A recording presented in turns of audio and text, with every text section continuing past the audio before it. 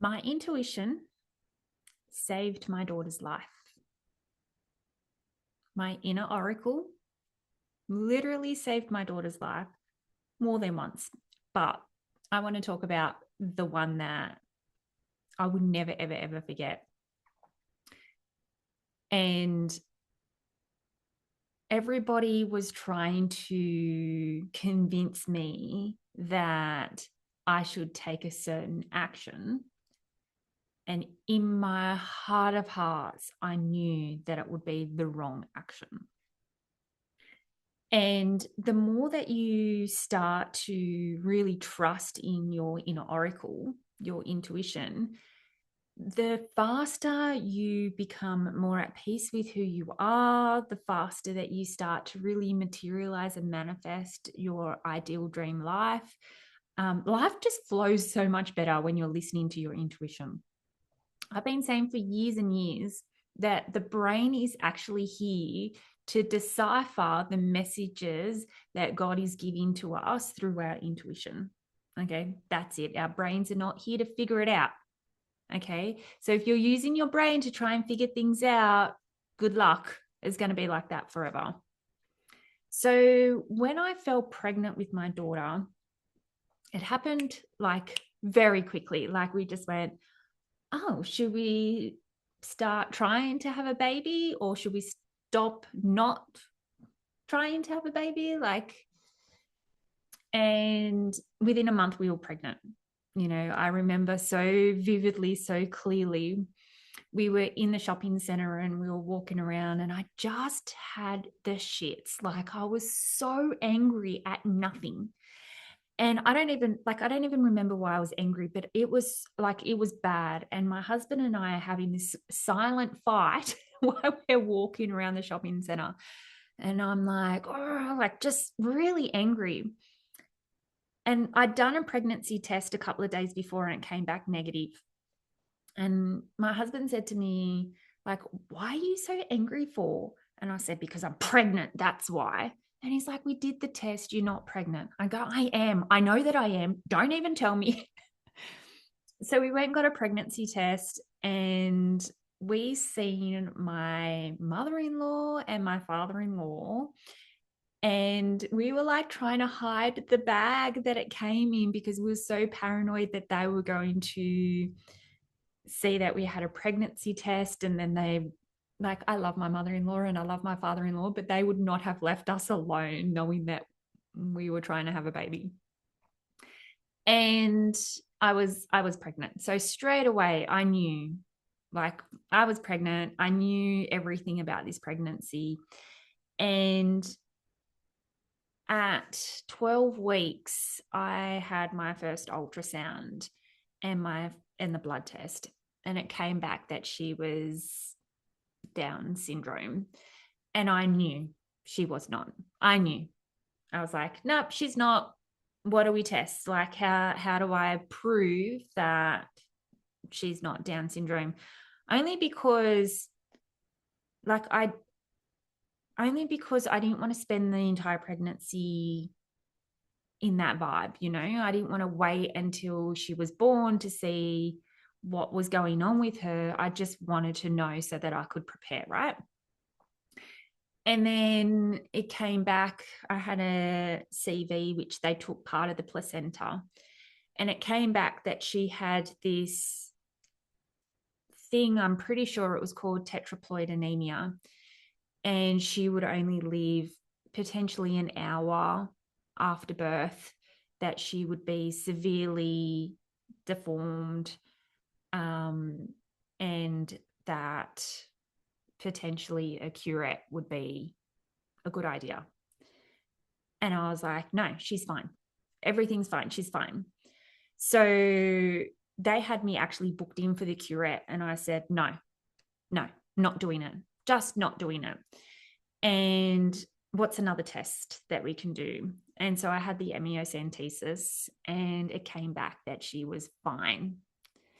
So, like, obviously, the best news ever. But in those moments, like that was the beginning of the problems of my pregnancy. There was a lot more to go after that, because I had a weakened cervix. I had to have like basically the entire pregnancy in bed rest. But I knew, and I advocated for her, and I advocated for myself, that she was fine, that she was healthy, that I didn't need to take that drastic action. And I am so grateful that I listened to my intuition, because she would not have been here if I had have listened to everybody else. And I said to my husband, he was like, "Are you sure that you have that feeling that she's okay?" But we didn't know it was a girl. Like, we didn't know it was a she. So we're like, "Are you sure it's okay?" And, and I was like, yeah, no doubt, guarantee, the baby's fine. The baby is fine. And every time like there was a test that wasn't ideal, like the ideal outcome, it was like, Dr. Party wants to see you, Dr. Party wants to see you, Dr. Party wants to see you. And then after the amniocentesis came back, it was Dr. Party that rang me. And when I heard Dr. Party's voice, I just knew that everything was going to be fine, and that like she was a completely healthy baby. And he's like, "Megan, I have the best news for you ever." And I'm at work, like I'm halfway through doing a client's hair. I said to my boss, "I'm having my phone. If you don't let me have my phone with me in my trolley, then I'm just going to quit." And she's like, no, have your phone in your, it's fine. Just have your phone with you all the time. Don't even go to the toilet without your phone. And yeah, when I heard Dr. Party's voice, I was halfway through doing my client's hair, and I had my client crying, my boss was crying, everybody in the whole salon was crying. It was such a busy day. We had like at least 20 people in that salon. It's like everybody was crying. And obviously now she's 19 next month, and she's just such a bundle of like beauty, like her inside, her outside, everything about this girl is absolutely beautiful. And I just keep thinking to myself, like every day, I think, thank goodness, thank God that happened. Thank God that I was able to really tap it. And I had no idea about intuition. I had no idea that I was psychic. I had no idea about any of this stuff, but I knew that she was going to be okay. And even if she wasn't, that I would be okay giving her that. Like if she only lived an hour, it would be the best hour. That like I just, you know what I mean? I'm glad that I was like, she's okay. And if she's not okay, I will be the best mum that I possibly can be for her. And I knew that Vic, my husband, would be the best possible dad for her, no matter how much time we had with her. And now she's 18, nearly 19. And sometimes she drives us a little bit crazy, but what teenager doesn't drive their parents crazy? So yeah, this is just like, this doesn't really have anything to do with anything that I have been previously talking about.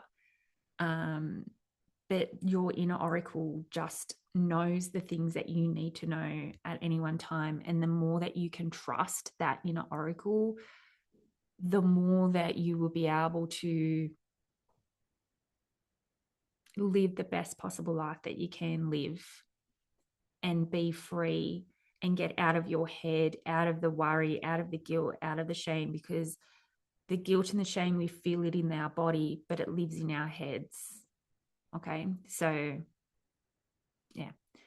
All right. Lots of love to you. I hope you enjoyed this episode. Please let me know what your experiences were when you trusted your intuition and everyone was telling you to do one thing and you went, no, I'm going to do the exact opposite of what you guys are telling me to do, and how grateful you are that you got to follow that gut, follow that intuition. All right. Lots of love to you, and enjoy the rest of your day. And remember to always learn lots and be kind. Bye for now.